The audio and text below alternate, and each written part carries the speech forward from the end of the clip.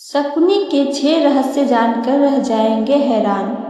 महाभारत का अनसुना सच, आइए सुनते हैं। महाभारत में शकुनी ऐसे पात्र हैं जिनको महाभारत के महायुद्ध का विलेन और जिम्मेदार माना जाता है।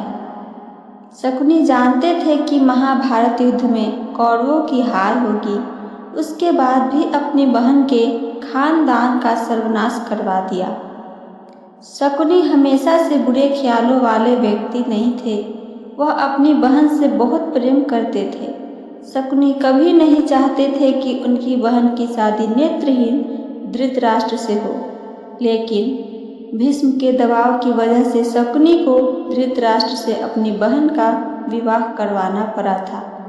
तब उसने कुरुवंश से बदला लेने के लिए कुरुवंश के जड़ को खोदना शुरू कर दिया और जिसकी वजह से दुर्योधन ने कुरुवंश को कुरुक्षेत्र के महारण में उतार दिया।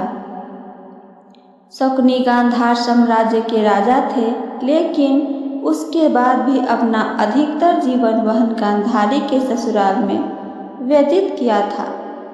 गांधारी की शादी जब धृतराष्ट्र से हुई, तब शकुनी और उनकी एक सखी हस्तिनापुर गए थे। साथ ही राजनीतिक उद्देश्य की वजह से भी शकुनी को हस्तिनापुर रखा गया।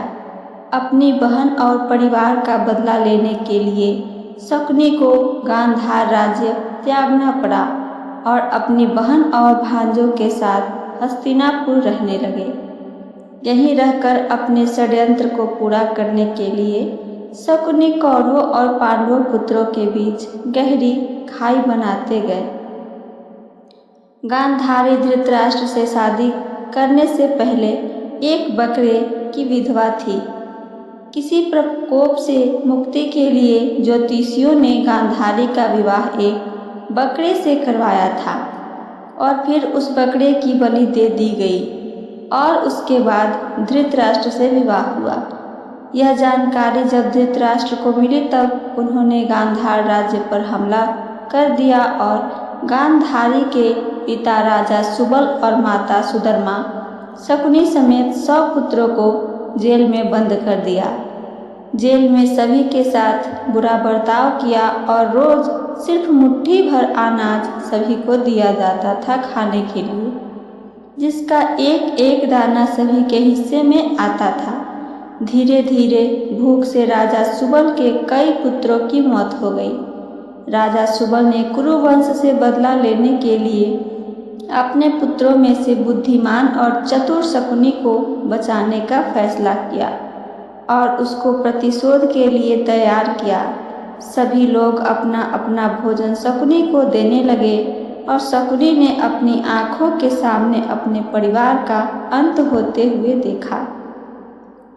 मृत्यु से पहले राजा सुबल ने धृतराष्ट्र से शकुनी को छोड़ने की विनती की, जिसको धृतराष्ट्र ने मान लिया। राजमहल की चकाचौंध में शकुनी अपना प्रतिशोध ना भूल जाए, इसलिए सभी ने मिलकर उसका एक पैर तोड़ दिया, जिससे वह अपने परिवार के अपमान की बात याद रखें। तब से शकुनी लंगड़ाकर चलने लगा।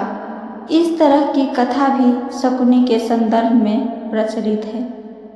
शकुनी के पासे उनके पिता राजा सुबल की हड्डी से बने थे। शकुनी को चौसर खेलने में महारत हासिल था और कौरवों में भी इसका मोह जगा दिया था।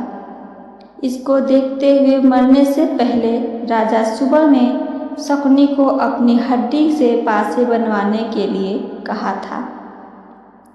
राजा सुबल ने कहा कि ये पासे हमेशा तुम्हारी आज्ञा मानेंगे और कोई तुमको हरा नहीं सकेगा।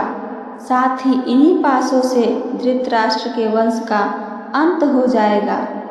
राजा सुबल के मरने के बाद उनकी कुछ हड्डियां शकुनी ने बचाकर रख ली थी और फिर उनसे पासे बनवाए थे। हड्डियों के बने पासों से चौसर खेलने की वजह से पांडव सब कुछ हार गए। द्रौपदी का चीरहरण हुआ और अंत में महाभारत का महायुद्ध हुआ।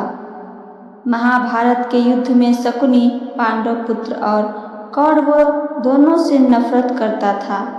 पांडवों ने समय समय पर अनेक कष्ट दिए थे और कई अवसर पर परेशान भी किया था।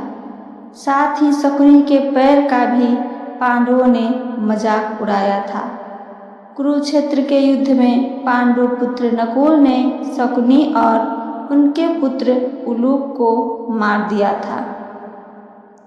महाभारत युद्ध के बाद श्री कृष्ण ने भीम को बुलाया और कहा कि इन पासों से इतना बड़ा नरसंहार हो गया है, इसलिए भविष्य में ऐसा ना हो तो तुम इनको नष्ट कर दो ताकि किसी को यह पासे ना मिल सके।